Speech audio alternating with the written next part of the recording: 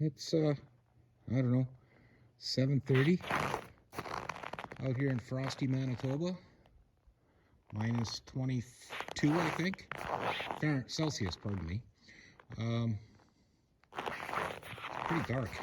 Anyway, I was doing some research and was going to leave it till morning, but I know I'd never sleep, so I came out to the shop. Look at that. That's the pellet stove. So let's go in and have a discussion here.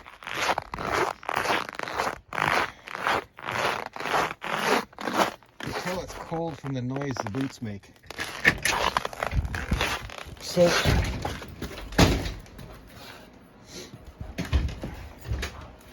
...2012 Silverado.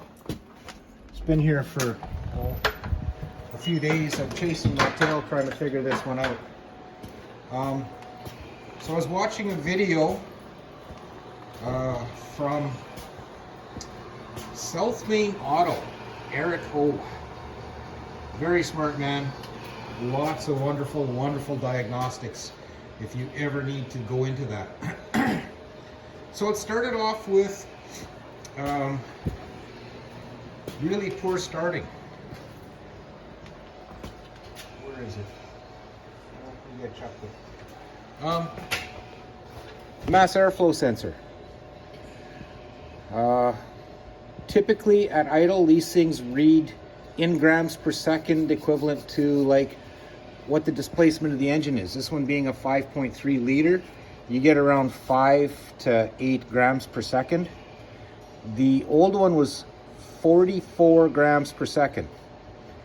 My 2010 Avalanche uses the same one, and cold start sitting outside idling, it was around 8. So I know this was way out of whack. Put a new sensor in, it's down around 6. So I was happy with that. Put it outside, starts when it's 30 below, won't start when it's 14 below Celsius. What the heck?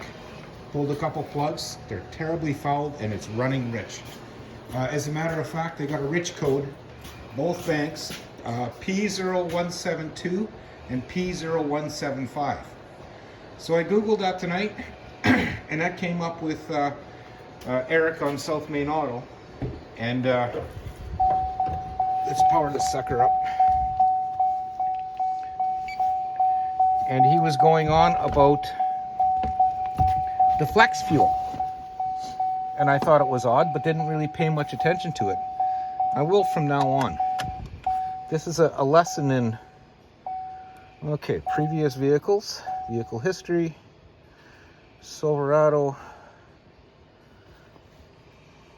continue.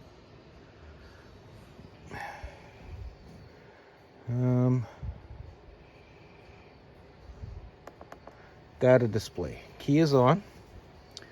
Let's just go right into engine data.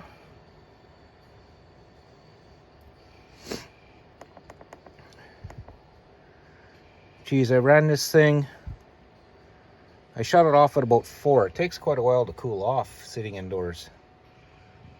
Look at that air intake temperature. I got a toasty in here. Okay.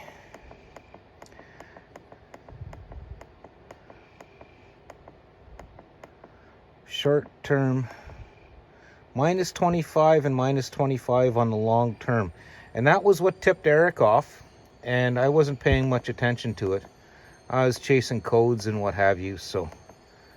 Okay, fuel tank pressure, fuel level 20%, fuel alcohol. That's the one we're looking at. Look at that. 61% fuel alcohol. 10% max. So fuel volatility is low, it makes it rich. So, from what he explained here, we will go into functional tests, output controls.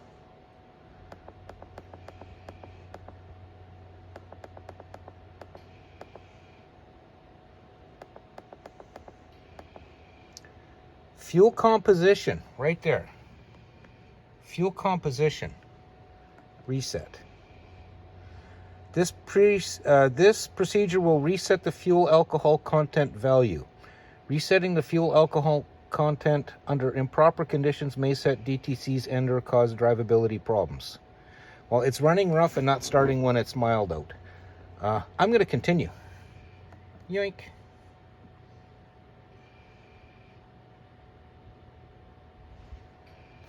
Okay, hit the reset and reset. Reset completed successfully. Exit. Now, he had said something about resetting fuel trim. There it is. Fuel trim reset. So I'm going to do that as well. And hit reset. Okay. So that's done. Typically right now, there's probably code stored. I don't know. I'll just do a quick scan and see.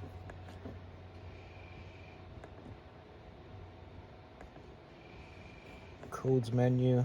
We'll just hit the clear button, regardless of what's in there. Okay, back to data. Engine data.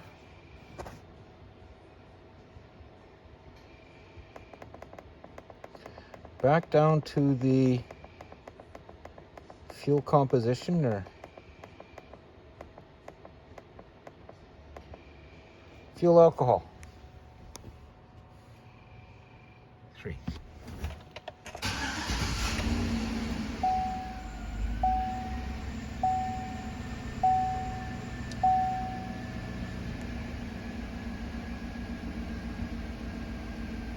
Huh.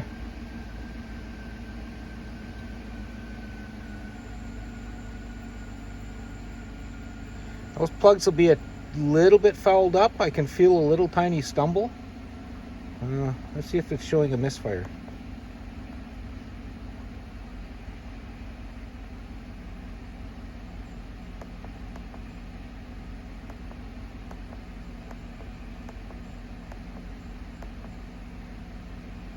No misfires. Okay. I've got one problem solved. Now, Eric had mentioned that if you nickel and dime these trucks with gas, as in put 20-30 bucks in at a time instead of filling the tank, that it miscalculates the fuel. So the best thing to do is just to fill it up instead of doing 20 bucks at a time. So I see it's low on gas. I'm wondering if he's pouring in a gas can here and there or whatever he's doing. So we'll take it from that. That's 8 minutes of your time that I wasted, and I hope you can benefit from it. Enough dinging already. Okay. So the only issue I got left to deal with is the oil pressure sending unit. I put a new one in because it was on 0. Put a new one in. Now as the engine heats up, when it gets to operating temperature, the gauge starts to drop dramatically. If you shut the engine off and 5 seconds later fire it up, the oil pressure goes right back up to good. Pardon me. And within a minute, it's back down and the oil light's coming on, but the engine doesn't make a chirp. So I think I got a bad sensor, and there has been a lot of discussion lately about crap aftermarket products. I think this may be a victim. Again, thanks for watching. It's probably one of my longest videos I've ever made.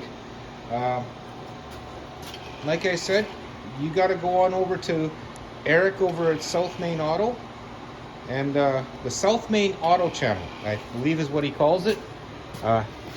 He's a smart man. He's helped me out with lots of diagnostics. Even though I've been in this racket for a long time, I'm still learning. You have no choice if you want to keep fixing stuff like this.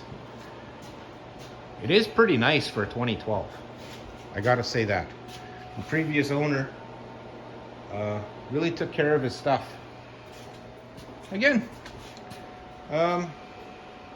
thanks for watching. Comment if you wish. If you haven't subscribed, I'd appreciate it if you did. And again, stay warm.